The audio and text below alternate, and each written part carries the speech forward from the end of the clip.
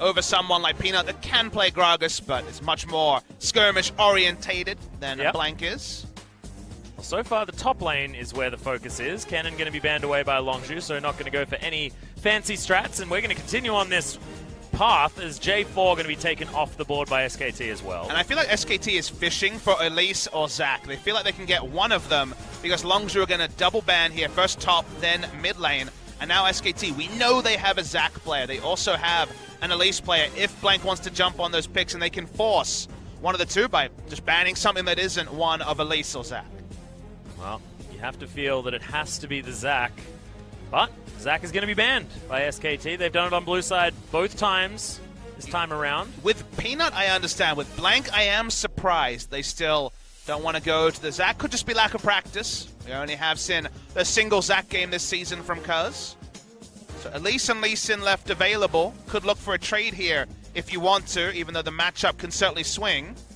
Galio left available, and that's going to be the last ban here for Longzhu. So you're right, Elise and Lee Sin both up. Elise higher priority because it opens up AD laners that are popular in every lane. You know, we've got the likes of the Lucian tops, also the Zed as we saw in game one. So a facilitator for a more open draft is the Elise, so no surprise to the SKT drafting that first. Cuz has Lee Sin if he wants to follow the tier list or can go in a different direction. But there's Ashe and Thresh both available as well, as Longzhu consider the Thresh to be the priority here, and Cuz is going to lock away his Lee. We'll still visit that. The Olafs are certainly dried up here. In the most recent week, and we saw our first Nidalee yesterday, and that didn't find too much purchase either. SKT have been responding with the Varus over Ashe in a lot of games. Ashe available to them for the first time here. Yeah. Opting in for this one, Bang has been showing certainly priority on that champion.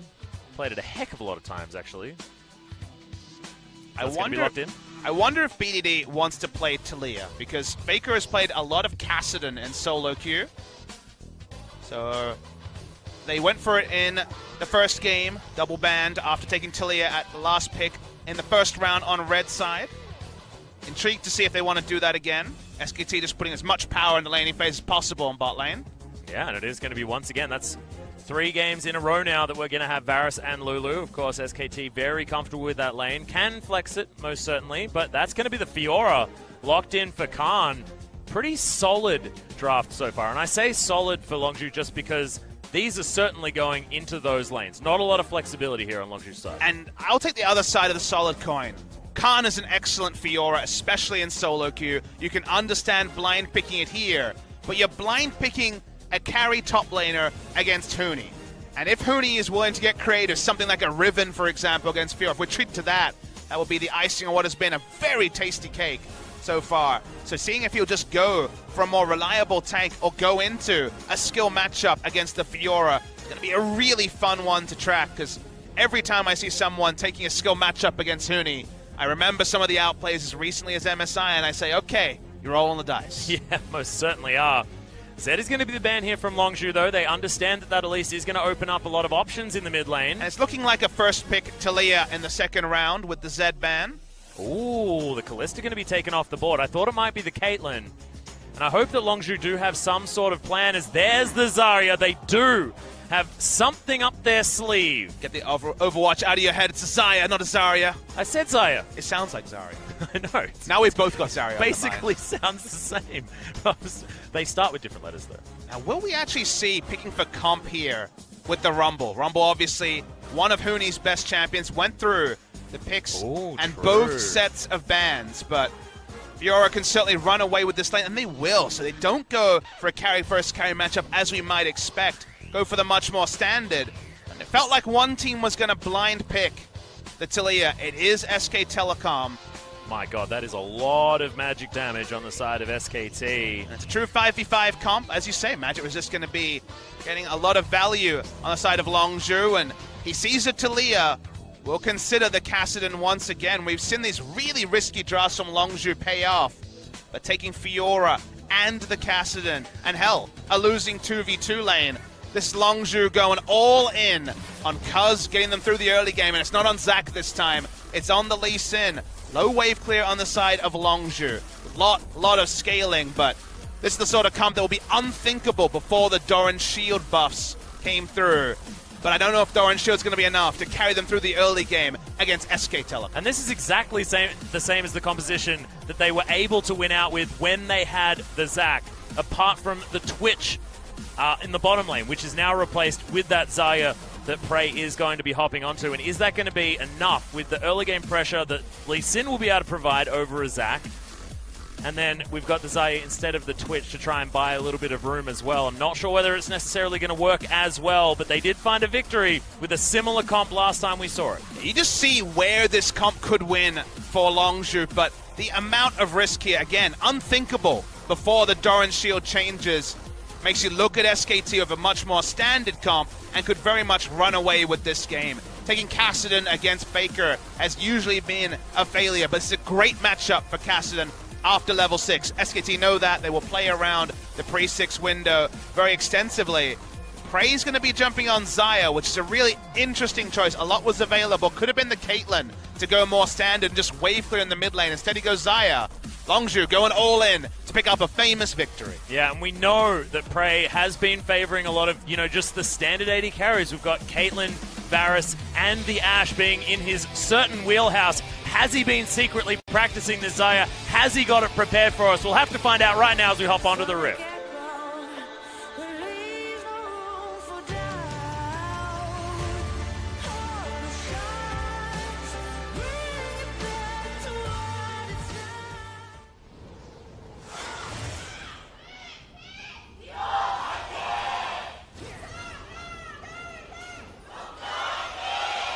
Whoa. Well, the leaders of these cheers are certainly excited, Papa Smithy, and I certainly am too. The deciding match, our final game of the night, SKT versus Longzhu. Oh, and we've got Praise Xayah as well, asking so many questions. BDD once again on the Kassadin that he's 1-1 on at the moment, but when he lost that game on Kassadin, he still went 4-1-3. This guy is a beast. Prey. That's not necessarily a brush you want to face check, especially with Faker now walking up as well. Well, there's infinitely more damage being achieved by SKT early on. This Prey's looking to try and go back now before the minions spawn, get his health back. Should be okay. Once again return to why Longzhu feel like they can go for a draft that anyone can see is very risky. They have Kassadin, one of the weakest laners, pre-6. They have Fiora, who offers no wave clear apart from Tiamat procs, but can run away with the game. The 1-3-1 in the late game, if you strap 6 items on everyone, it's happy times for Longzhu. You win almost every game. But that's going to be very, very difficult for them to pull off. They've allowed Elise to go through, which makes SKT one of the strongest dueling junglers, one of the most contested champions, actually, right now. 100% picked bans so far in Champions Summer, with 7-1 before this game has started, so the win rate has been there as well. And the reason why people feel like you can go for scaling is that they say that Doran's Shield 2 health pots is enough to get any risky pick through a laning phase. And I think in terms of 1v1, it's not far from the truth. It is very, very strong in helping Fioras and Kassadins get through the laning phase. That's why we see triple Doran's Shield on all those riskier picks on the side of Longzhu. But when you factor in the Elise, and especially in Elise, gonna get down and dirty very early. Yeah, Cuz could find himself well and truly cocooned right now as in comes Blank. Cuz should be able to at least get out of this one, but the Thunderlord's procs and Blank is going to be able to take control right here. Wolf, he's going to make his way over. Blank will steal away this blue buff. So once again, disrupting Cuz in the early game. And stopping the Lee Sin from hitting level 3 and being there to potentially counter gank when Blank enters lane. Thresh and Xayah are not going to be able to win the push war against Lulu and the Varus, who can start pushing from level 1. So that's why Blank's job is to basically keep tabs on Cuz and allow the natural pushing lanes to do their thing. We talked about a draft like this between Jin Air and their opposition Everate very early in the day with 3 pushing lanes. Your goal as the jungler is to basically shut down the impact of Lee Sin when all your lanes are in great spots. Well, BDD avoids the cocoon, but does have to flash out of the way of the seismic shove. Blank, successful gank once again as Cuz is going to at least not get 3 buffed. And SKT are pushing in, trying to work out where Cuz has gone. They imagine he would recall. They don't have complete information on where he went subsequently as Khan face checks Rumble. Yeah, and he's overheated there as well. Khan struggling against Tooney. That was a good trade, but Still level 2. Oh, God. Oh, Blank's going to turn up here as well, so Cuz, he's going to make his way out with his double buffs. There is vision available once again for Blank on this Krog camp. Just answering vision, though, so he won't contest. Finally, Cuz has been eluded of level 2 for almost 4 minutes. We'll get to level 3. BDD may be flashless, but Doran's shield means that he can stay in lane for now. Doran's shield also fantastic against the incremental damage that Faker will have available to him. You see that BD's going the new school. Oh, hold on. Yeah, Bang is actually getting a turret playback aggro. here. Oh my God, the autos are coming in. Bang's gonna die. First blood goes to Gorilla. Sometimes in the 2v2, even there, Gorilla can make it work. Weaving in the hook as Wolf tried to get a counter kill, won't.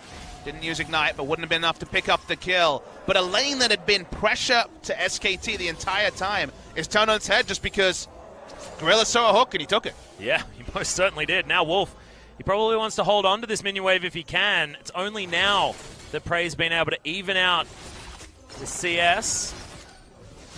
That is going to be cannon minion falling down as well. If you're given no pressure, then you can actually hold it. I mean, the cannon will go over to Varus. Didn't happen this time. Cuz can't really work out whether he can go in aggressively on Elise. The answer is no. Yep, both teleports to be used to head back towards the top lane as well as Huni makes his way back in. As himself, Doran's shield of his own, as well as those boots and an amp tome. Khan already back up here. He's gone the soldier build. And guess what Gorilla says? Says, well, I got the kill in lane. Time to get my boots and start a roaming. Oh, yeah. And this is what we want. It's 3 games in a row on the Thresh. Even in the game that they lost, Gorilla was still able to make the plays. But what does he really have to work with, Atlas? Maybe he can clear some wards, but it's a level 5 Cassidon, so that's not going to lead to any... Or is it? As he skirted the vision. Oh, my goodness. He saw what he saw. He was going for some sick geometry there. Vel'Koz was watching on, nodding his head, but couldn't make it happen. We still need that Professor Vel'Koz. I agree. Oh, it's important. As Longzhu once again looking for Faker, and they'll find themselves a control ward. If BD had the flash, then there is more kill pressure onto the Talia, but level 5 no flash means that even with Gorilla coming in, there was not going to be realistic pressure onto Faker with both summoners up. Well, both AD carries going for the double longsword build. We've got an extra pair of shoes here for Prey though. Didn't really get to mention it, but that Fire Touch is the new master on Cassidon. Max Q, basically throw out your Q and Death Fire Touch and do fine in trades. Does mean that a lot of Cassidons are going 5 points into Q before maxing E. Used to be 3 Q, or basically as many Q as you felt you needed for laning phase. Yep. Then maxing E, but does mean that you're less team fight ready early, but if you leave lane with an extra 20 CS, maybe it was worth it. Prey unable to find the double daggers here in this lane so far. Bang still with a heck of a lot of control. 10 CS in the lead as he makes his way back forward. Prey probably would have liked that kill that Gorilla snapped away from him, but these Moby Boots will help Gorilla as the game moves forward. Cuz once again dealing with full vision availability from SKT, but Blank as well discovered on the map. Unbeknownst to him this time, so Cuz can just play respectfully. Moves on over. Oh, that was adorable. They want more as well. Well, Hook's once again going to land onto Wolf this time. As he's burning down, the flashes come out. Wolf, will he actually fall? Gorilla, he's going to follow forward. The last auto attack's going to get it as Prey is being hunted by Bang. He doesn't have flash, but oh my goodness, the snare's not there, and Bang gets himself under the turret, and they go 2 for 1 in favor of Longzhu. Yeah, it goes 2 for 1, like you say. Bang, in the end, just committed to not allowing the Xayah to stay in lane, potentially push up the minions. Minion wave wasn't in a great spot for Bang, so very questionable. Obviously looks comical when he's obviously jumping into his doom, only getting for best a 1 for 1. Speaking of 1 for 1s in mid lane. Seismic Shove just going to be waited for by BDD. Has the Rift Walk, so Blank's gank attempts are most certainly not going to be as easy than they were pre-6. Classic Cassidon story. I feel like we go into the memory banks every time a Cassidon's being played because he was such a pivotal pick a few years ago. A lot lower in power level, specifically around his ultimate being gated by cooldown at first level and mana even stronger than it was in the past, but Cassidon still Cassidon turned out. Yep. No Chains of Corruption for Gorilla to worry about, but still wants to deal with this control ward that keeps regenning itself frustratingly. Does lose out on 2 wards, which, with only a single ward left on his side zone, maybe actually none, can't really tell on our small monitors. And doesn't actually have any left as Faker seismically shoves BDD back. Still loses a lot of his health, and BDD has a few more of them up his sleeve in this lane as he gets the mana back with that Netherblade. Real kill pressure. Needs to be Rift walking onto Faker, who doesn't have barrier or any defensive tools, only no magic mantle. Every time Caso picks up camps in this red side jungle, and he's going to be wondering how, given that he's had the lane pushed in on the Fiora the entire laning phase, and now he's even going for a roam. Actually looking for BDD potentially as Faker is going to head back, so just keeping this turret as healthy as possible is Huni. Force Pulse doing a fair bit of damage. He doesn't want to back yet. You'll see he's very close to teleport. Yep. A couple of points in that Force Pulse. The new and improved Force Pulse as well. It's kind of interesting on whether it was improved. It has more range by 15, which is kind of a neither here nor there thing. And I think the Cho'Gath changes when they made Feral Scream updated, I guess you would call it, in terms of when it acquires targets. Before, if they were in the cone when you cast it, it would hit. Whereas now, the change to both the Feral Scream and the Force Pulse is that it's registered after the animation, so you can flash out of it. I think it's a nerf, just given that you got so many of those wonky kills that the enemy was frustrated about. Yep. And the flash window was a lot less clear. Now flashes, there's more outplay to it, and 15 range doesn't feel like much of a buff. Taking a second cooldown off it many patches ago was an outright buff now? I don't think so. Well, in comes Caso as well as Gorilla. He's going to get locked down. Bang. Ultimate is now running on him. As Caso, takes so much damage. Blanky gets kicked back. Caso still alive. Dodges out of the way of the piercing arrow there as well. As Huni throws down the equalizer, Grand Challenge was used from Khan, but he's burning down to this flame spit of the flash. Huni wants it underneath the turret. Good riposte. Khan saves himself. He's got teleport available as well. And that is a flashless rumble now towards the top side. Caso's being greedy here. Yep, the ward was there, so vision was gained. BDD, he wants to be able to pick up this kill onto the Elise. He hops his way forward. Blank had the cocoon ready as Faker. He's going to turn up. Cuz throws himself in there. Prey's alone. Yeah, wrong position in the dark passage. Not going to be enough.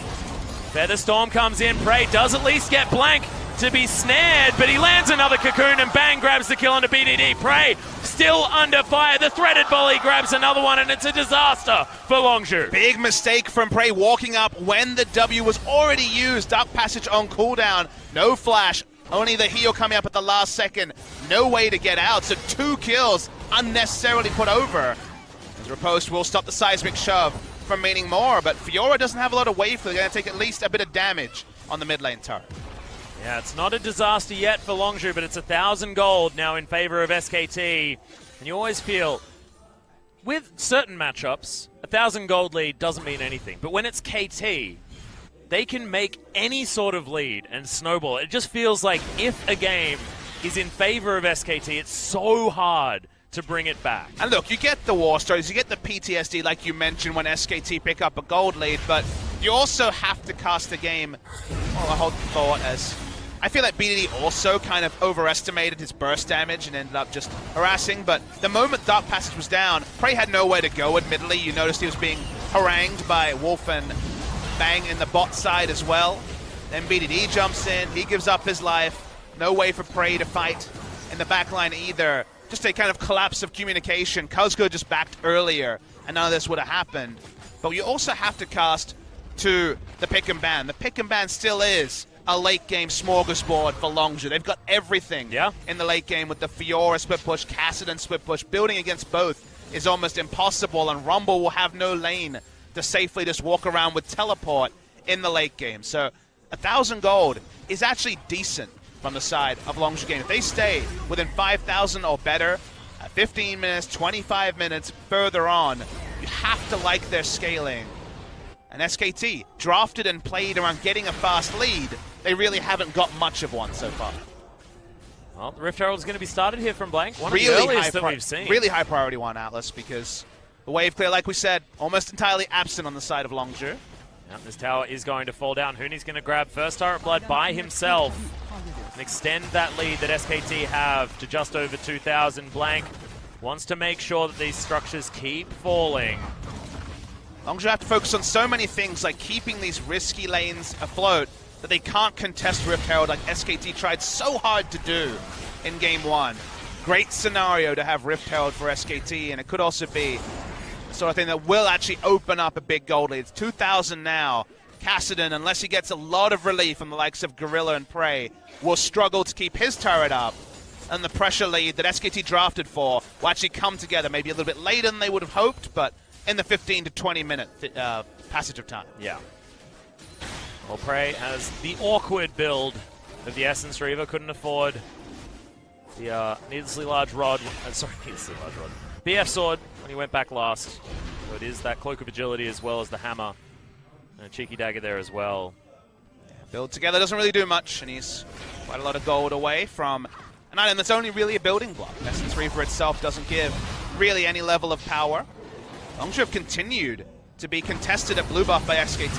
Well, Faker actually in trouble here as there's the kickback Cuz. Oh, but the wild growth is available from Wolf.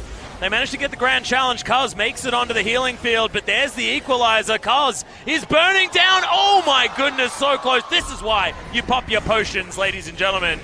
13 HP, like you say. Watching the mid lane, Rift Herald summoned. No way for Cuz to be there. Both Prey and Gorilla pushed on the turret. Will lose the mid lane turret, as you expect. Yeah, Longzhu able to get something back, but there's the Feather Storm. Prey saves himself. And there's another hook onto Bang. The box comes in. More turret shots. And Bang, just a lot of unforced errors in this series, in this game. Yeah, I mean, to be hooked into turret twice is unacceptable for Bang, given his reputation, given how he's usually so sure-footed about dodging these skill shots. As far as I can tell, had boots too at the time, had flash at the time.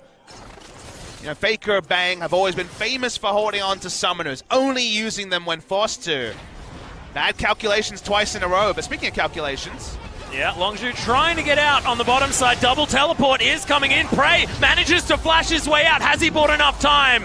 As BDD, Force Pulse doesn't connect. It's a good repel from Blank, but he may still fall. Khan, a lot of damage. BDD grabs that kill. And Faker, no more Banshee's Veil. Riposte comes in. That seismic shove didn't work, and a double kill for the Kassadin. Feels like disaster for SKT as Wolf still playing aggressively. Huni, remember, very, very strong. But another Riftwalk comes in. Force Pulse again, not finding the mark. Lunges help get Khan out of the way. Up. And a hook comes in. Equalizer only onto BDD. He's the target that they want, but locking down a Kassadin so hard. Yeah, he had to flash out, though. Didn't have the Riftwalk available. Too high a mana cost.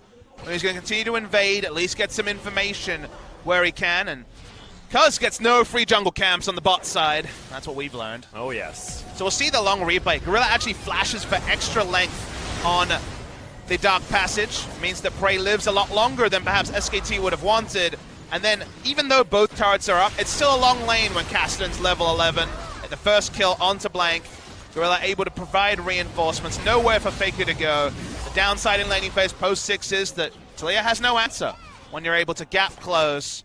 Nice turnaround. Big cheer from the captain of Longzhu, Gorilla. He's feeling this one. That gold lead, remember we were talking about what is the acceptable gold lead when you're against Fiora, Kassadin, and Xayah. Is it 5,000? Is it 10,000? It's definitely not 1,400 gold Atlas. Yeah. So Longzhu are very happy with where this game sits at 17.5 minutes. Yeah, and look at the Kassadin as well. 3-1-0. BDD always seems to be able to find kills, even on these scaling champions. He was 2-0 on the Zed last game.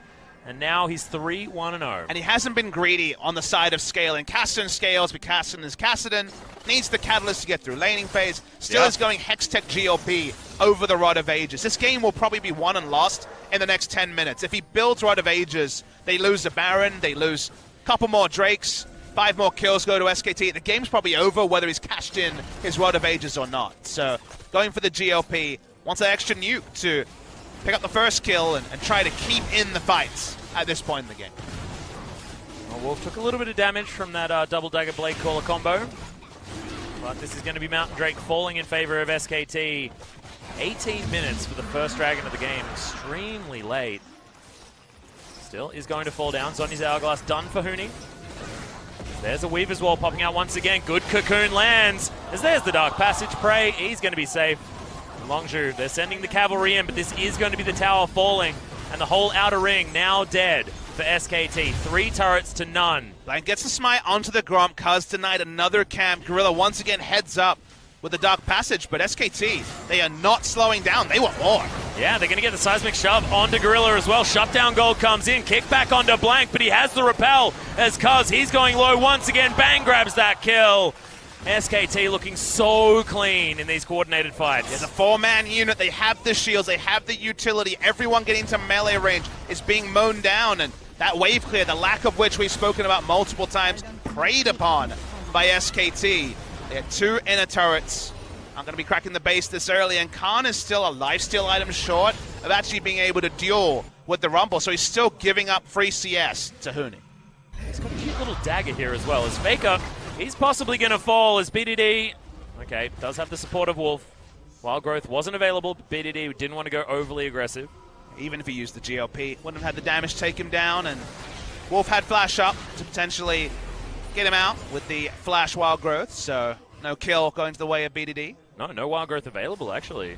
Just a lot of respect given as Faker still had his Flash, I guess, but I thought, BDD being BDD would have possibly tried at least one more. Now notice that Khan reads that there's Rumble on this team, no true tank. Elise also is going to be building probably into the Haunting guys, and thus Leandri is going to go for a solo queue build. A lot of people swear by Trinity Force on the Fiora for that dueling. Certainly will allow the closing to be strong against Huni, but the build gets more and more expensive. Atlas doesn't have the lifesteal to be able to just shrug off the damage from the Flame Spitter. And it does feel like it's going to be 2 items to take down Rumble, and then if Rumble's teleporting around, winning team fights with the Equalizer, it's not going to be the biggest factor. The most Khan can say is, well, the Rumble's 0-0-0, so he hasn't been able to make the plays around the map, and when I hit 2 items, he won't be able to make the plays in my lane. Yeah, the problem is that lead is now stretched to about 5,000 gold. Prey has his Essence Reaver, he's got his Zeal as well, so that cooldown reduction is certainly stacking up. It is crazy to look at Longzhu and be like, they're really looking for fast forward. They're like, okay, I need my 3 items on the Xayah. I need 2 items on the Fiora. But that 2,000 gold is coming at a time where SKT is much stronger than they are. Double Haunting guys for extra power in the early game. Double Magic Pen and the Banshee Veil respect here from SKT. Longzhu basically cannot look for a 5v5 fight. Everything on SKT is stronger than Longzhu, barring some crazy turret dives, or turret hooks, I guess, like Bang has eaten. So losing the minimum is something only the best teams are capable of. SKT is the best team ever at understanding when they are strong and when they are weak and playing around that. Longzhu need to realize right now they are desperately weak compared to SKT. Yeah, especially now that Leandri's Torment has just been finished up. Huni has made it 3 masks for the side of SKT. So you mentioned early power in magic damage. It's only accentuated now. There's the Equalizer. They're looking to try and clear out this minion wave, and Huni does so successfully. This tower nowhere near going down. In fact, all of these outer turrets are so healthy for SKT. Longzhu's best play here is to do their best acting impression. Walk up, look aggressive, look like you're going to contest, and force SKT to back away. Return to your lanes. They need to be able to push out top lane, which Cassin is entering now. They need to be able to push bottom lane. If they can force SKT to do anything when they are in a power trough, delay SK Telecom, then that's Longzhu winning, even if the scoreboard won't reflect it. Yep. They're keeping that gold lead about the same. DDD. There's this one out. Huni's going to shove this wave all the way up to the inhibitor turret. Khan's looking to go back. We'll see what he decides to pick up, whether it's the Trinity Force or anywhere closer to the Ravenous Hydra. Actually decides to cancel that back. This minion wave will be coming forward, though. Damn, triple Leandris. Oh, man. Like I said, it's a masky build. Baker gets yelled at by Baron. I wanted to make a very on-the-nose mask reference about obfuscating something, but I'll hold off. Game is high drama. Again, so much power early for SKT. Consider that magic resist is a couple of Merc Treads, a Hex Drinker, the Locket, but It's not going to be there anytime soon, and Trinity Force is complete. We're getting there. 2 items on the Xayah, 1 big item on the Fiora. Chains of Corruption do come down, but Prey... Equalizer's a good one. Yeah, Featherstorm does come in, and yeah, it's a fantastic equalizer, but can Longzhu actually find an engagement Do they here? need to, Atlas? That's the question. Cause. Yep, struggles to keep his health bar. He's going to go straight back home. 4 versus 5 situation now, as a couple of ultimates now on cooldown, make that 3. They don't have the greatest wave, that's why they're feigning all-ins, but the all-in, I think, will be at their own peril. Oh, Prey takes so much damage. The heal was used. Really good Dark Passage, but the GLP does a lot of work from BDD. Flashes his way out. There's another Wild Growth onto Huni as he goes golden. Oh, Kazi was looking for blank, but doesn't get it. Still, no picks to come in, and Gorilla doesn't find the hook. SKT, low health bars.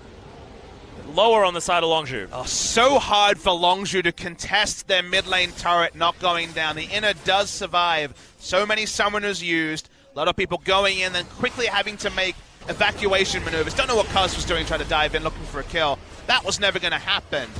But Longzhu lose a Drake, don't lose their turret, and can reassess and keep piling on the gold. And we're getting closer and closer to 2-item Fiora and 3-item Xayah. So that was actually... unlike what it looked like, an objective going to SKT and nothing for Longzhu. A small win for Longzhu Gaming. Yeah, it's a difficult game to navigate, Papa Smithy, just given all of that late game power that you're talking about. Because it feels so bad to give the minimum. If you're a player in this game, you don't have the benefit of the HUD showing us the overall gold, right, between the 2 teams. You feel bad because you gave up an objective and you didn't get one on your own. That's all you see.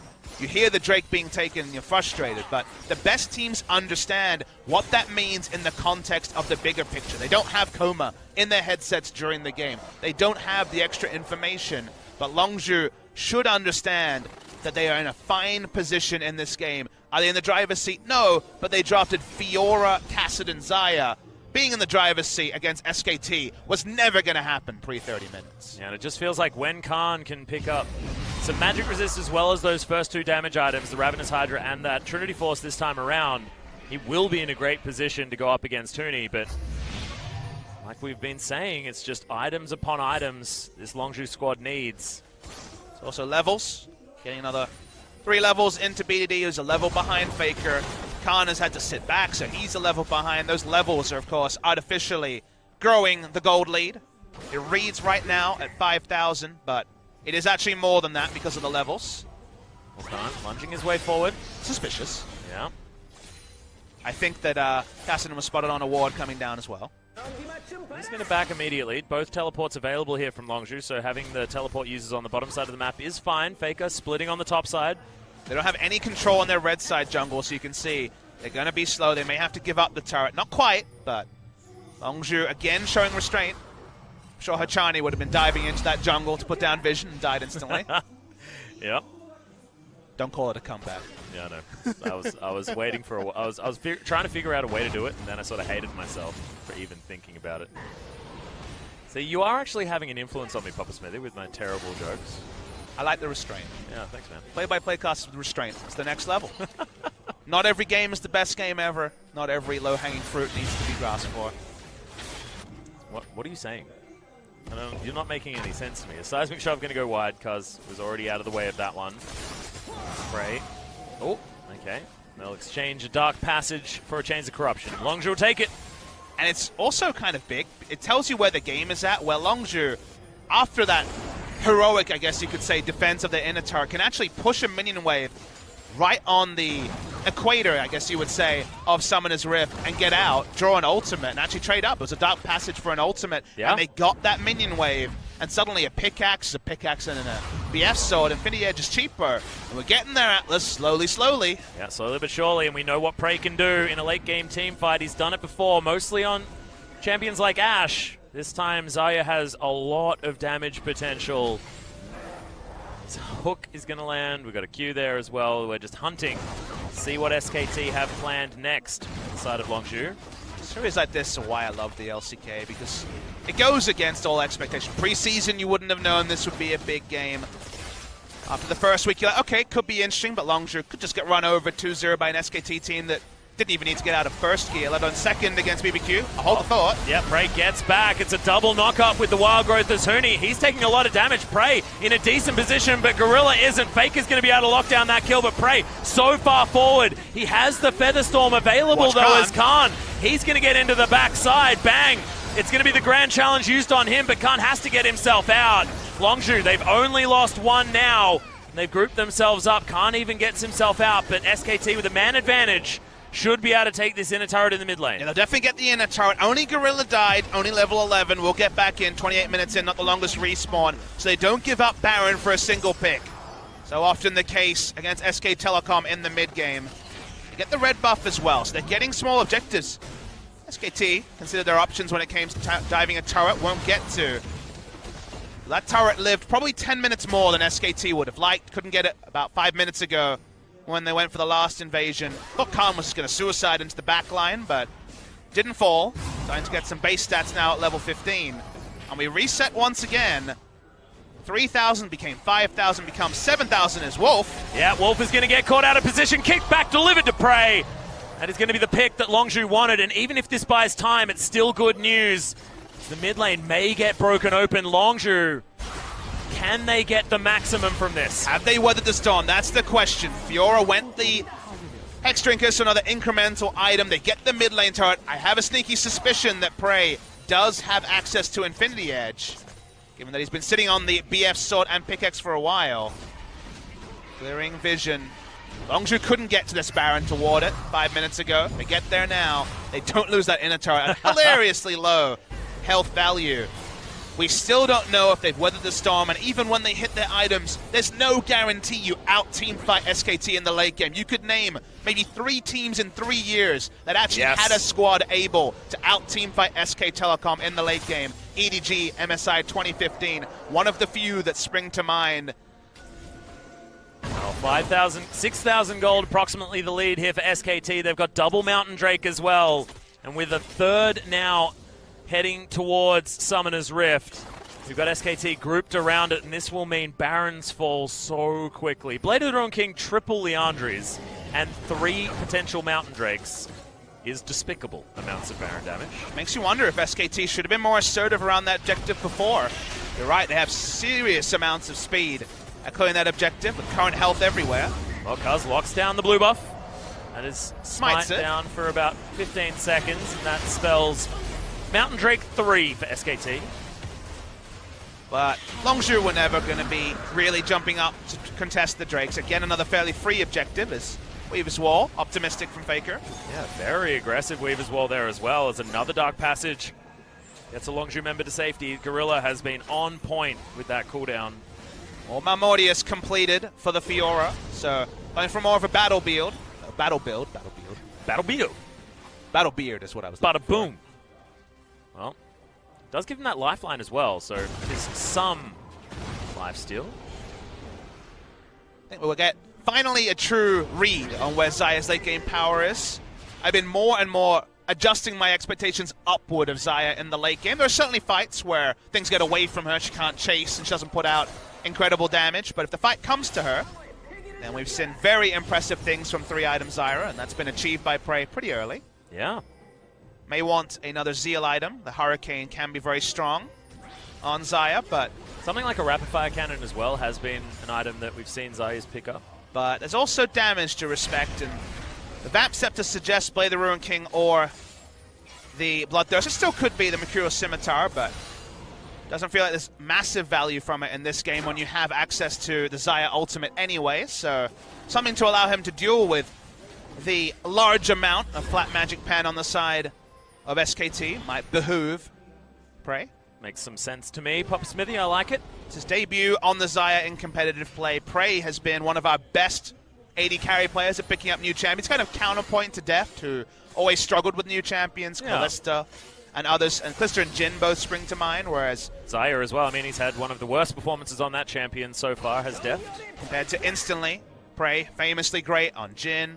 Great Callista player as well. Different AD carries, of course. And, well, he's all alone here, Khan, so what does this mean for the map? It means that Kasten's coming bot lane.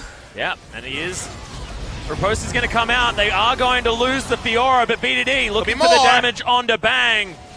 And now you've got the rest of the Longzhu squad heading down towards the bottom side, but there's the Weaver's Wall. Faker, he's not going to take it himself. They do make sure that they secure just the one kill. SKT now with so much control. But this should mean Baron. They need to actually slam dunk this Baron. The items work for it. The champions work for it. The Mountain Drakes are set up for it. SKT need to make that Baron play soon. They're just not willing to pull the trigger. They're respecting the fact that Caso on Lee Sin can always get the steal. Yep, and they don't want to go for that 50-50 scenario as Wolf tanks up the queue. This has to be the time. There's so much Baron. It's insane. Yep, 15 seconds as Gorilla. He's getting forced to flash out. Cuz still looking for his way in. They are going to slow down on the DPS. It's now Gorilla. He wants to find his way forward. Cuz is in the pit, but Blank locks down the Baron. Cuz at least escapes for a small moment. Faker will pick up the kill. Now Prey. A lot of damage coming in, but it's a double kill now as Gorilla's going to fall down. Khan just couldn't even utilize his teleport to try and get into that fight. Longzhu had already lost. It was a really close one. Both smites were used, so I'm going to try and actually track what happened here. SKT, as always, stopped DPSing it early. Longzhu didn't have the most damage over the wall. First smite comes in. Let's watch it here. First smite comes in from Lee Sin. Actually, second smite from Elise. Great job securing it from Blank. I guess we should expect it. This is his wheelhouse. Pulls off the smite necessary in that position. Had the advantage of having extra wards, really weighted down, but we send those Baron steals be crazier. No steal this time, and Longzhu, even with all their scaling, against a Baron buff now, if they can't burst down the first member, this comp might not come together. Yeah, can you scale past this kind of massive gold lead as the grand challenge is going to come through? Fantastic shields, though, on the side of SKT, and there's still a Zhonya's Hourglass from Huni. He is going to use it. Flame Splitter, lots of work done. Zaya's dead already. Yeah, it is going to be Huni traded for it, though. Blank falls down, but look at the health bars. They're so low. Bang! Over the wall. He's so healthy. Double kill for BDD, but he falls down, and it's only Khan remaining, and he's now trying to run away, building as much time as he can. But SKT will get so much from this, especially with triple Mountain Drakes. Yeah, Zaya was exposed. Prey actually dies with his ultimate up. The Featherstone wasn't even used in the fight. There's no peel for him as Khan wants to turn around to kill. Yep, looks for it. Actually does a decent job there on to Faker the Flash. Oh my god, finds the weak point now. Wolf, he's in trouble. The double kill for Khan! And he'll now go back to base. They'll lose a turret, but that was a beautiful play. Yeah, he does clean up a little bit. Maybe this means there'll be less objectives, or there could be a turnaround play as Bang respects him enough to back away. They don't lose the inhibitor in that spot, which would have been just academic if it was three members grouped together, forcing down the turret. And so often, those long extended runs away lead to a kill, lead to more objectives. The respawn timer is disconnected from the rest of his team, and you get punished more. But Khan turns around against a full health Faker and the utility short of the wild growth available from the side. The flash there, he held onto it the entire time. Definitely looked like they overdived. They didn't win a 5v5 fight, but they got pretty damn close. And they still saved that inner turret towards the top side of the map. So Papa Smithy, they're grabbing everything that they can. They lose the inhibitor turret, though, on the bottom side, so base broken for SKT. And they have over a 10,000 gold lead at 37 minutes. Somehow still feels like Longzhu are in this series, but it's getting harder and harder for them to figure it all out. It is going to be Prey picking up his last Whisper. Khan not going to get seismically shoved this time, but he's getting controlled here by Faker. Still at 3 items, hasn't shopped since picking up the Ravenous Hydra. He's going again. Yeah, Grand Challenge comes in. He doesn't get the stun on the riposte, as now he's just trying to lifesteal back up. Look at all the worked ground that's here as... Okay, Faker just walls the wrong direction. There's another hook onto Wolf. The Q lands as the Elder Drake has been started. Oh, Khan still wants this. He does. Faker He's got his cooldowns back up. He's going to be backing, but look at this. The pebbles come out. Seismic Shove doesn't find the mark. Threaded Volley not there either. Cuz just keeping his eye on everyone, and oh my goodness, it is on such a knife's edge. Every single play can go one or two ways. And at some point you have to really recognize that Longzhu have made this the closest series with SK Telecom that we've seen in a long time. Sure, it's not a 2-0 victory like Samsung were able to inflict on them on the second day of the season, but a week in with SKT getting the reset with their win over BBQ. Longzhu are taking it into the late game. They've gotten through the early game on such a hard comp to pull off. The greed in the draft hasn't necessarily paid off, but is close to paying off. Elder Dragon. Yep, Cuz not able to get in there.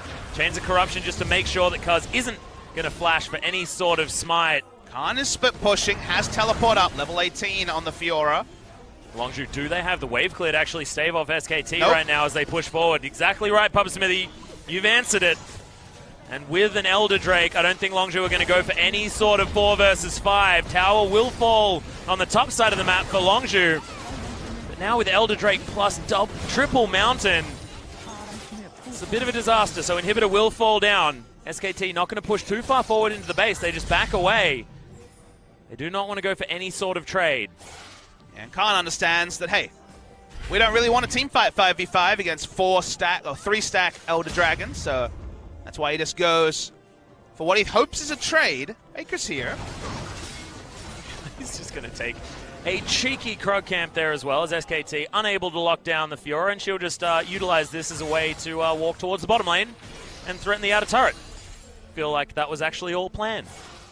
And with all complete knowledge of what happened there, Longzhu probably got the most they were going to. 2 turrets. They gave up a inhibitor, but they weren't going to be able to 5v5 it. Initiating fights still pretty hard for Longzhu, and Thresh in the late game isn't the same terror that he is in the laning phase. Just ask Bang. Yep. The items continue to pile up. They got what they wanted. They got late game with Kassadin and Fiora, and yet there still is some ambiguity over who will win this game. Rumble hasn't necessarily made the plays you'd expect. 0-1-5 with a team that has 14 kills.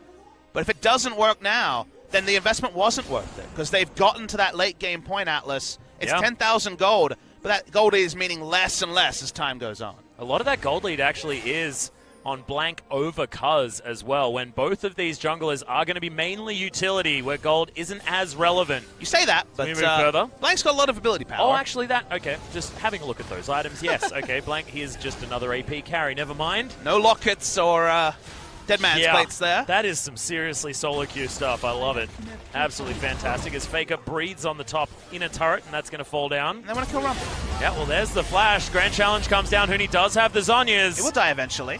As Khan is tanking the turret forever, that equalizer is not going to be enough. Khan decides he's just going to hang out in that healing field. Hook doesn't land as Weaver's Wall just breaks off this team. This 3-man squad comes in, good shove back on Gorilla, throws the box down, but is still going to die. Prey gets the root caller down. Oh, sorry, the blade caller down. He's not an Ivern. Khan's back for the fight. BD's here too. Now, so much lifesteal for Khan at the same time. That extra Vamp Scepter doing some work. Okay. We'll lose most likely a second inhibitor unless... Well, Blank does Zhonya's. Everyone seems to be able to turn gold right now as Faker taking a lot of damage. Prey, BDD, he's trying to launch his way forward. Bang. How much more can they get? Okay, throws out the Super Soaker. But he's just standing on these pebbles. Khan, he will fall down, and now SKT turn it back around. Grand Challenge, not going to do anything now. Prey's running away, so he's doing no damage as he returns. BD doesn't have the health bar. They still will lose the second inhibitor turret. Seeing Prey zoned away from damage. Actually, here's the teleport. They still want this. Okay, teleport comes in. BDD looking for the kill onto Bang. Answering teleports there, but BDD waited a little bit too long. The teleport is cancelled. So much happening there. You might wonder, why doesn't BD go in? Polymorph and the extreme damage of 6-item Varus means they can't follow through on the initiation. BD knows he'll be turned on, doesn't have any armor in his build. Speaking of turning, Longzhu's turning on to Baron. Yeah, well, Bang, he's going to get flayed back as well. So much damage to come out. That's the pick. It goes to Prey there as well. Weaver's Wall comes in. SKT wants to block off this Baron. And also to waste Longzhu's time. Remember, double inhibitor is down in their base. They cannot play monkey business around the Baron for too long. Well, Cuz also can't wait on his own at all. These Nexus turrets are at least going to be kept alive. No teleport for Khan, so only there to wave clear in return. A long death timer at 43 minutes into the game for Bang. Okay, BDD launches himself forward. Longzhu, they're looking for Faker. Banshee's Veil still up. And we'll turn back onto this Baron once again. Look at the damage from Longzhu. It's going to be given up by SKT. Equalizer thrown down. It's going to take a big fail smite. Yeah. Oh, Cuz was not risking it. He wasn't smiting at 900 Atlas. He was waiting. Certainly didn't happen that time as Bang, he's about to respawn. Elder Drake number 2 going to be coming up relatively soon. Oh, the ultra late game is here. So close to it. Almost 6 items on every champion. Fiora 1 item short. Elixir of Wrath actually picked up here as well as Seismic Shove gets Faker another blue buff. He's got 6 items. We've got 6. Luden's Echo on Rumble. Only Hoonie. Oh my god, that's fantastic. But it's Mercurial Scimitar done for Khan as well, so having that extra utility with that item, the extra movement speed so important as Bang's going to lead the charge down here. Can Khan actually burst him quickly Khan enough? was like, no, okay. And Khan is 1 item short of maybe having the build he needs, because you remember that Spirit Visage and double lifesteal was so often the build for these Fioras. And now it's even better. Well, it didn't fit Bloodthirster in, so it's actually going to be a little less, but I take what you're saying. You do get 30% extra healing on the Spirit Visage. And Spirit Visage is doing just the most work you could ever hope for. Is Longzhu have kind of gone for the builds they need, which is stack magic resist and kill Bang is kind of the build here. No one's building armor because there's only 1 physical damage dealer on the side of SKT. So hard to breathe. Again, it feels like we're already fast-forwarding to September, late August, looking into the playoff matches, but we're only week 2, ladies and gentlemen. Well, this inhibitor going to be under fire. Now Prey looking to try and clear out this minion wave. Will do so relatively effectively. Rapid fire cannon that we were talking about before has been completed for that 6th item for Prey. Does feel like Longzhu kind of have to make the miracle pick. Someone like Gorilla, only person that can really create that. If either Kassadin, Lee Sin, or Fiora open up, Polymorph, other answers will be there. Lulu has always been the bane of melee initiators, so still very difficult as well. There's 1 tool for SKT down. And Chains of Corruption going to go wide. Bang, lots of damage as Prey just pops him. Cuz looks for it, gets the kickback. Bang's still alive. Yeah, he is still alive. It's going to be Blank picking up a kill. Hoonie grabs another one as Prey. He's dead. That is so much of the consistent damage now eradicated, and Bang back to half health. It's going to take a hero play. Oh my god, he pops over Faker. He's going to be dead. Khan throws down the Mercurial Scimitar, and now he's taking them on a merry ride. He flashed over one of the thickest walls, instant killed the Talia. Faker will wonder what hit him. Still 4 members of SKT though. Hoonie trying to stop Khan from coming in the back line. Yeah, and this inhibitor will fall down. The mid lane one is looking to be ignored on the side of SKT. Of a hero? Oh my god, BDD took so much damage there as well. 3 inhibitors down. SKT pressing forward. 2 dead versus the 1 dead on SKT's side. The first Nexus turret falling down solo. Blank falling. Oh my god! This is massive from BDD as he launches his way forward. That's a triple kill. Khan grabs 1. That's the ace for Longzhu. And can they end the game? They're going to try and turn it around. The death timers are so long. They've got teleports. They're heading down the mid lane. They've still got Baron buff as well.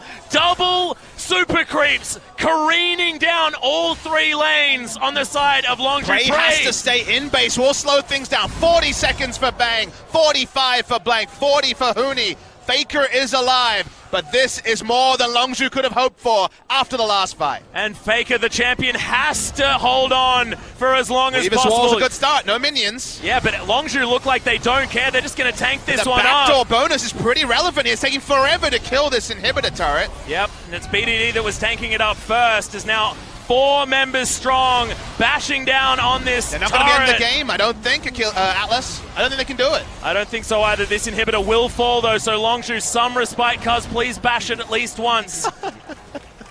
Okay, I am shaking all over Papa Smithy. It still feels like we don't know who's going to win this game. They've got 1 inhibitor back. That's something. Baron buff will be spawning in a couple of minutes. That's something. Elder Dragon number 2 spawning in a minute.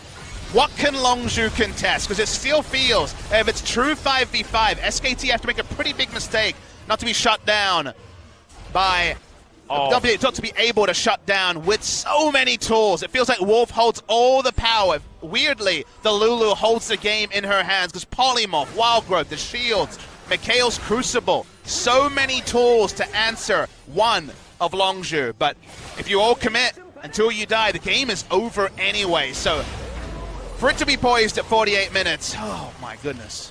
This is just terrifying. Khan now has 6 items. The Guardian Angel now completed. Decides to forego that Spirit Visage for that extra life as Cuz just needs the one kick. We always talk about Lee Sin in the late game. And now KT positioned around this Elder Drake. As Gorilla possibly caught out of position. That was Chains of Corruption going wide. BDD is far away. He will be spotted on wards though. SKT are chasing.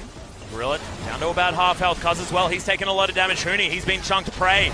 Did a lot of work as BDD jumps his way forward. Bang! Has taken out Cuz before he can do anything though. Redemption trying to keep the Longzhu members alive, but there's the Weaver's Wall. The Equalizer down as well. Cocoon lands double kill for Bang as SKT take control. Khan should go down to the Guardian Angel. No, look at the lifesteal. It's ridiculous. And no one on SKT's dead just yet. Says a lot about the champions. The fight isn't over in a 3v5 scenario. SKT will back off. They still have minions. They still have options. BDD, well, that's Rumble dead. Yep, Huni is most certainly not alive anymore. There's now BDD forced to go back. He needs to try and defend because that last Nexus turret is so important. Oh, Elder Drake makes this even harder for Longzhu. I don't know when to breathe, Atlas. Neither do I. It feels like every time I do, we might miss something because across the map, so many objectives are happening. BDD forced to recall, has teleport. They have to give up Elder Dragon 3-stack once again to SK Telecom T1. Utter madness, this game is still going. The Weaver's Wall to stop the backdoor, introduce the backdoor bonus, added what, 30 seconds of life to SKT, and that allowed the respawns to come through. The fights are continuing to go as, well, Faker was in vision when that happens, so that's bad. That is certainly unfortunate. He was Maybe typing. It's a bait. Nope, it's not a bait. But speaking of baits, I actually want to follow that point because you talked about Cuz finding the kick. Yeah. He's probably never going to get the kick, but honestly, him blowing a polymorph, him blowing anything, might be allowed, if it allows BDD to come in and just be, he killed him with a Q. Holy crap. Yeah, but look at the build. Huni's got no magic resistance. It was a single purple beach ball. It's not supposed to kill you. Oh, we're all so on edge. Oh dear, I believe Huni may have even had the Zhonya's available there, just didn't expect said beach ball to really take him down. Elder Dragon still rotating on these SKT members. This game can change in an instant. That kick you speak about, Wolf being too slow on a polymorph, someone being burst in an instant, which we already can tell, BDD, Prey, Khan, all of three can do that. The game might end and SKT will wonder how. Speaking of Khan, he's going to walk in, proxy the wave. He wants to force SKT's positioning, which you wouldn't think at 51 minutes with 2 inhibitors down, now only 1, that a Fiora could do that, but realistically... Well, Inhibitor is about to respawn here as well, so Khan wants to be ready to take that one down as soon as it's available. He has teleport. Remember, this is Longzhu with a double teleport composition, but Gorilla, he's being caught out. Cuz is there. He's landed the Q, but doesn't want to go in onto Bang.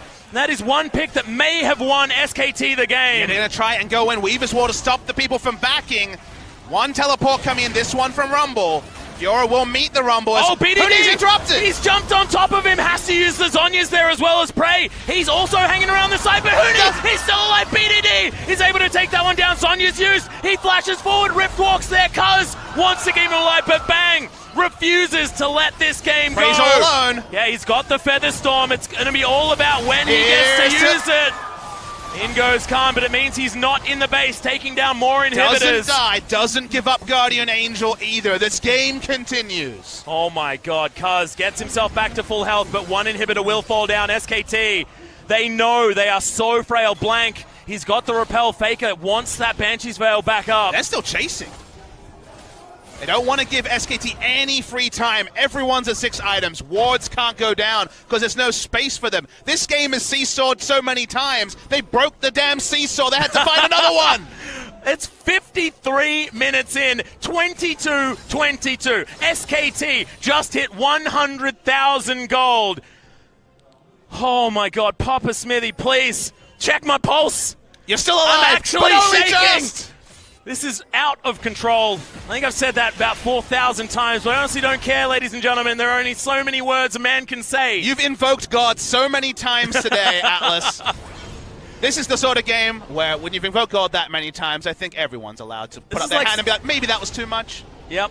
The blasphemy has been real. That's like some sort of REM situation.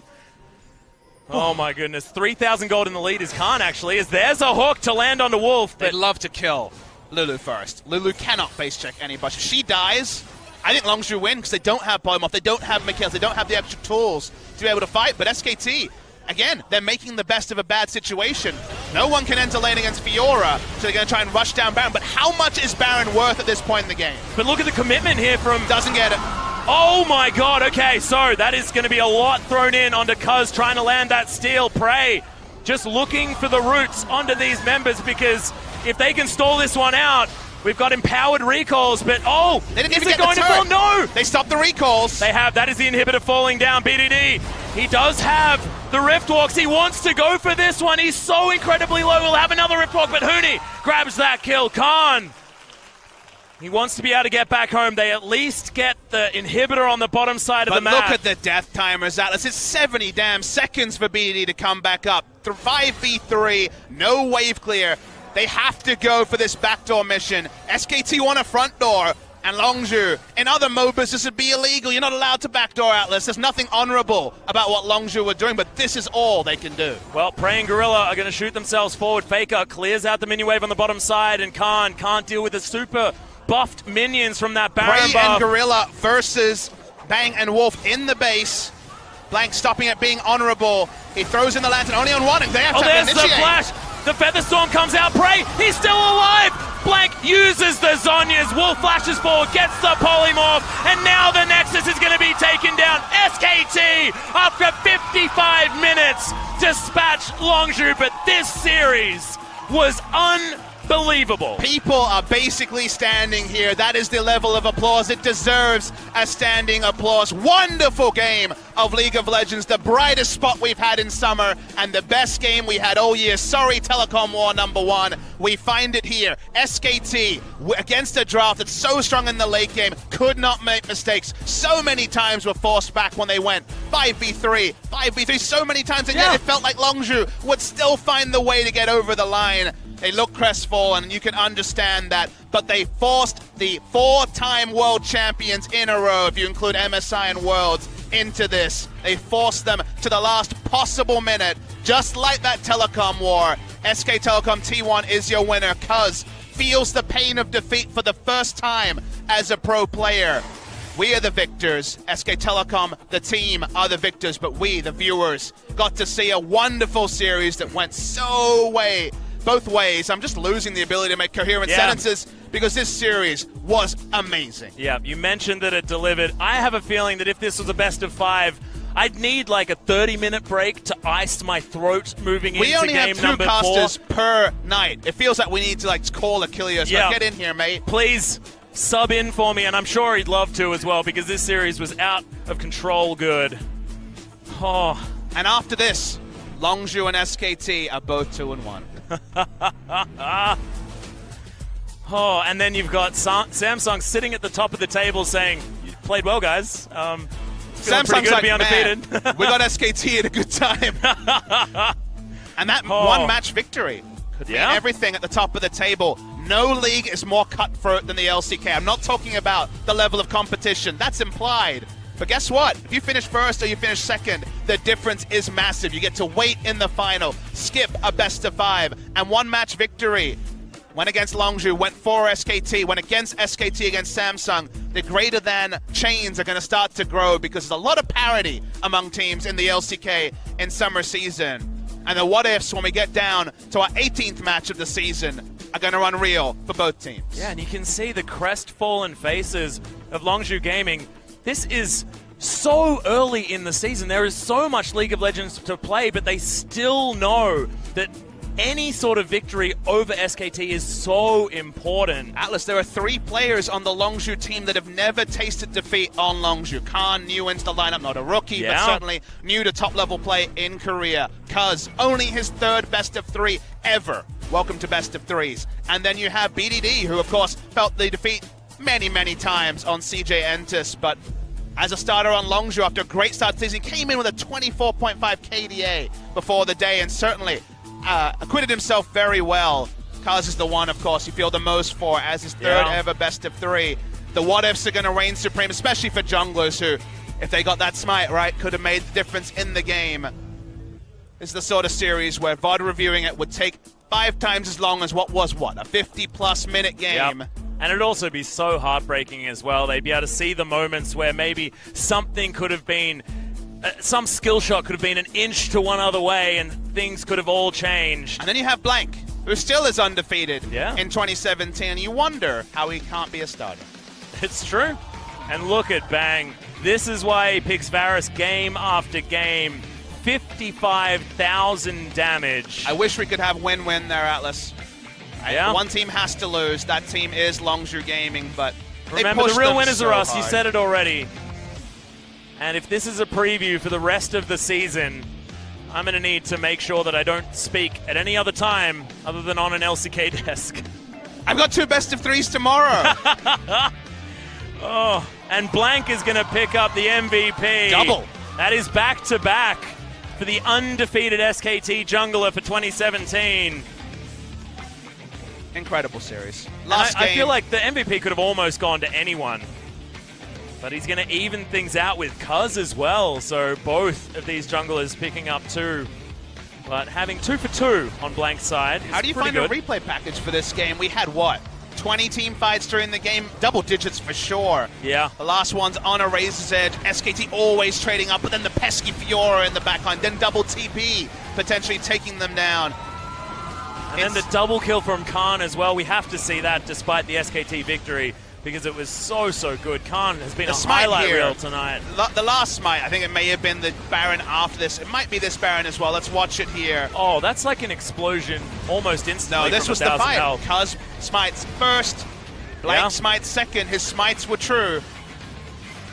What can be the difference between a victory and a loss? Any of those Barons have gone the way of Longzhu and not been another tool for SKT to abuse the low wave clear on Longzhu's side. Somewhere Zyrene is being like, I have to pull out a replay from this team, from this game. How do I do it? Well, teamfight breakdown. Probably just like make a breakdown of the entire game. Just have it a really long one. Ignore the fact that, you need a video of a certain length. Just do a 57-minute breakdown. You could play a 10-minute video highlight in 2 times speed and it would somehow just leave you wanting still. There was so much happening in this game, so many different initiations.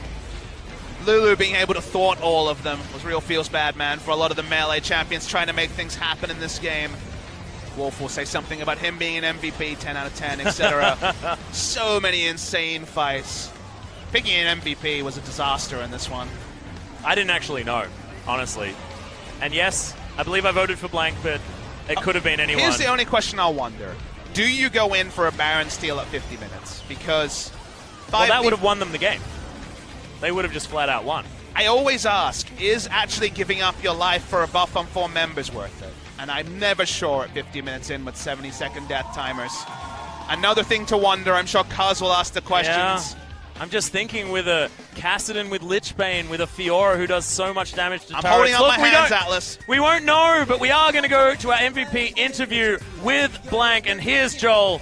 Take it away, mate. We need a rest. Thank you very much, guys. But Longzhu Gaming, with their heads pulled down, they can keep their heads on high because they provided the best form of League of Legends entertainment we've seen in months.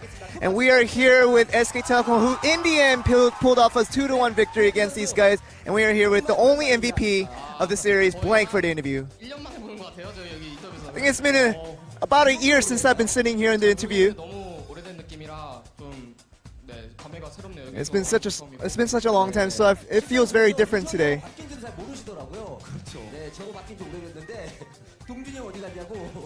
He was asking where the former host was, but just regarding all that, what we need to talk about the game. How was the game overall? Yeah, it feels like, when we were actually in the game, we didn't feel all the shaky or the jitters or anything like that, but only after the game ended, we just kind of realized how incredible the series was. But all things aside, I played well, so nothing else matters. 이래서 또 SKT의 수호신이라는 별명을 준 거예요. 항상 이렇게 약간 구원투수 느낌으로 출전하실 때마다 And you seem like always that closing pitcher that really closes out the games for SKT, even if when they're behind. But what does that feel like? 부담감은 전혀 없어요. 그러니까 코치님이나 뭐 감독님이 더 저를 챙겨주시는 And the thing with Peanut and me is just like they don't really have a favoritism going on, but they always want the best player in certain situations. They feel like when Peanut is behind, they want me in. 하고 나서 이 세트에 블랙 선수가 이제 투입이 됐잖아요. 그 사이에 뭐 어떤 걸 주문한 거나 뭐 그런 거 Was there a specific order put on your side once you were subbed in for game 2? 1픽으로 제가 정글을 먹었잖아요. 그래서 그냥 I think first of all, with first pick going to the jungle, 해주 1픽을 먹었으니까 제가 더 잘해. and I think getting that first priority and picking picks and bans and really 세트 얘기를 좀 up my pressure on me having to perform well. 신선했잖아요. 어떻게 보면 당황하시지 않았나요? 뭐 탑카시라든가. Weren't you confused with all the confusing picks that came on the Longzhu side in game 2 with top Cassiopeia and the Zed? 예상을 못하긴 했는데 어차피 한강하면 저희가 Yeah, we really didn't expect the top Cassiopeia, but we were kind of looking to the team fights and we knew that we were stronger and we didn't worry too much. 그렇죠. 근데 사실 이 세트 초반에는 이제 좀 먼저 키를 상대에게 내주면서 시작을 했단 말이에요. And second game, you guys started off giving off a kill to Longzhu, but I had to go with that. 미드가 집 타임을 잡는데 제가 좀 욕심 부려서 Yeah, I think I was a little bit greedy when, the mid laner was supposed to recall back to base, but, we tried to be a little bit more aggressive, and I think that was a little bit of my mistake and going too aggressively when not needed. 저희가 바론을 먹고 미드 2차 쪽에 지나가는데 And after, getting the Baron, we should have went to the second tier turret, but I thought, I saw the Longzhu side, I thought actually that was us, so that was a little bit of mistake of communication. 정글러 티어에 대해서 생각이 조금씩 다른 부분들이 있는데 And I'm sure a lot of junglers right now in the LCK have a lot of different choices on what the top tier junglers are and what is Gragas picked towards you. 전에도 그라스를 많이 플레이했었고 요즘에도 많이 It's more of an experience thing. I played the Gragas jungle for a while, and even though it's not the best pick, it's still valid right now in the current meta. And I think just me having practice on that even in recent times, that kind of affected my pick today. 장면이 준비되어 있습니다. We have one of the video highlights from the many highlights I'm sure we can show from this series. Weren't you surprised when Longzhu was trying to go for the bust here? 여기서 제가 먹죠? This is where I get the Baron. Pretty sure. Oh, good job, me. Good job, me. 그때 코멘트보다는 감상하는 느낌으로 그렇죠. 그리고 장면들이 워낙 많아서 Of course, we have a lot of highlights to show, but it just goes to show that no matter what highlight you show, he's just gonna compliment himself with blank. And 넘어가는 시점인데 but we want to move on to the third game, though. 앨리스를 가져왔단 말이에요. You picked out at least, though. But what is your 일단 지금 thoughts on the pick? 좀 1티어 같은 정글러고 앨리스도 좋긴 하거든요. And at least is a top tier pick and one of the top tier picks you can choose from. 네, 그렇죠. 뭐 예. And that's probably what I think of it. It's just a good pick right now. 또 빅픽으로 재밌는 좀 무서운 조합을 가져갔거든요. And third game was no difference on the Longzhu side, picking up a few of these funny picks that we didn't expect from them. 적인 콜이 계속 설계가 됐던 건가요? How was the structure over that? 하기 전부터 많이 Trying to counter that picks. 제가 그냥 뭐 이렇게 할 거니까 뭐 이렇게 해줘라. I was trying to be a little bit more initiative with the strategy that we were going to initiate, and I was telling my teammates of what to do and what to do in certain situations. I think they followed through very well. 콜에 의한 그런 움직임이었다 이런 말씀이셨는데 사실 3세트가 계속 엎치락뒤치락 하면서 And game 3 was really back and forth between you guys. 진행될수록 뭐 팀원들끼리는 And I'm sure, what was the coordination like as you got later into the game? 뭐 계속 콜이 오고 갔는데 뭐 딱히 특별한 건 없었고 그냥 Yeah, we had a lot of shot callings going between our teammates, and I think nothing was really other than just like being focused and 했던 것 같아요. also I think trying to concentrate on the actual objectives as the games got later into the game. 언제쯤 게임은 이건 확실히 우리가 이겼다 이런 걸 When did you decide and when did you know that you guys were actually gonna win the game? 1대1로 그게 졌잖아요 저희가. Yeah, we lost our 2-1 battle against the Fiora, and we lost our 2 champions, and 거기서 이겼다. that was a situation where we could have lost, but getting the Fiora back on our side and killing it off, that's the moment we knew that we were going to win. 그래서 3세트에서도 좀 준비된 장면이 있다고 합니다. We do have another video highlight prepared for Game 3. 하죠. 여기서 마지막 상대의 승부수 장면이었던 걸로 기억해요. And this was probably the last 바로 스틱까지 연달아 fight from Longzhu, trying to get to that Baron steal. 하지 않았나요? 만약 바로는 뺏겼다. 바론 뺏겼으면 If you had lost the Baron, what would have happened? 적으로는 안 뺏겼으니까 괜찮은데 그때는 조금 Yeah, not that because it wasn't taken, we were not so worried about it. But if it was taken, 계속 보거든요. I was always trying to see, what they're trying to go with the Baron steals. But 네. 옛날에는 많이 뺏겼었는데 지금 yeah, I've had instances before that I had the Baron stolen in crucial times, but because of that, I worked extra hard, trying to get it back. But you guys know what I mean. And Blank seems pretty confused about what he's trying to say, so harder with the translation. 오늘 또 그래서 블랙 선수가 나와서 결국 다 이겼어요. Well, of course, in the end, Blank, you came in Game 2 and still stayed undefeated in 2017. Do you kind of worry about your record? 고 있지만 뭐 괜찮은 기록이네요. I try not to worry about the record, but it seems alright. 이번 시즌 센터가 될 자격이 일단 있으신 것 같아요, 역시. 그렇죠.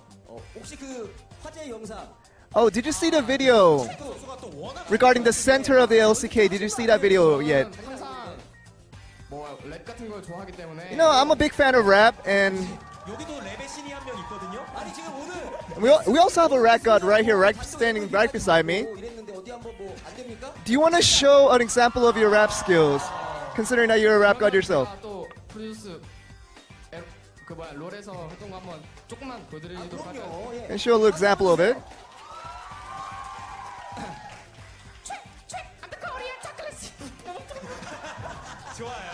He tried. That partially ruined his career for a bit, so 이렇게 하기 쉽지 않은데 Good job, Blank. 그럼에도 불구하고 이렇게 또 응해주셔서 너무 감사합니다. 마지막으로 할 얘기가 있는데 I do have one last thing that I want to say. 그랬어요. 예. 진행까지 완벽하네요. 예. 다음 상대가 위너스인데 그 미드 라이너 선수 세티스 선수랑 좀 Our next opponent is Ever 8 Winners, 그리고 제가 무조건 다 and Septid is one of those players that we have close eyes upon, and 사과의 말씀을 드리고 싶고 I do want to say that, regarding some of the things that I said, along with the team, I do want to apologize for the things we said to Septid indirectly. 언급하기 좀 힘들었던 부분인데 또 이렇게 예. 그럼 여기 또 많은 분들이 늦은 시간에도 불구하고 But also, with the fans here 감사의 인사 좀 staying until late to cheer you guys on, would you want to say anything to them? 정말 고맙고 We thank you so much for coming today. 그런 분들이기 때문에 제가 또 여기 자리에 있다고 생각합니다. And I'm sure because of your guys' support, that is the reason that we are here today, playing our best. 사실 좀 많이 힘들었었는데 And it was a bit of a struggle, moving forward in my career as a professional player, but 하다 보니까 I think, with enough support and with enough, power from you guys.